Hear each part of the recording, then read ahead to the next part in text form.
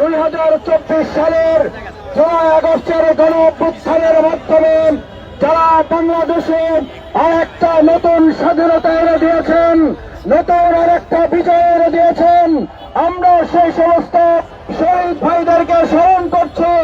আহত পঙ্গুত্ব বরণকারী চিকিৎসাধীন অবস্থায় যারা এখনো রয়েছেন তাদের জন্য আল্লাহর কাছে দোয়া করি, আল্লাহ তাআলা তাদেরকে নতুন স্বাধীনতা যোদ্ধা হিসাবে কবুল করে আমাদের প্রিয় মাতৃভূমি বাংলাদেশকে যেন কবুল করেন।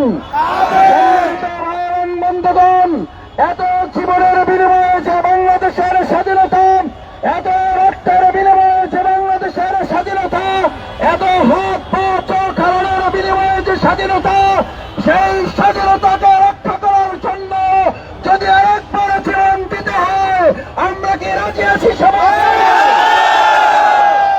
সংগ্রামী ভাইয়ের বন্ধুগণ, আমরা বিজয় পেয়েছি।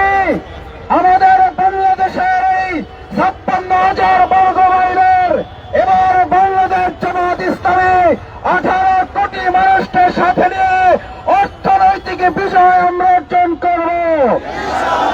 আমরা জমিনের বিজয় পেয়েছি, এবার আমরা সাংস্কৃতিক গোলামি থেকে মুক্তি পেয়ে সাংস্কৃতিক বিজয় আমরা অর্জন করব।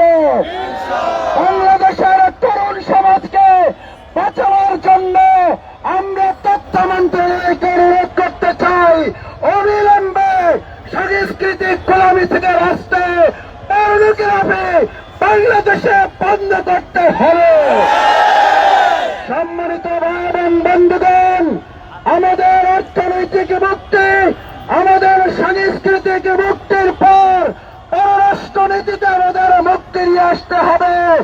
বাংলাদেশ কারো রক্তচক্ষুর নির্দেশে চলবে না, বাংলাদেশ চলবে 18 কোটি জনগণের নির্দেশে।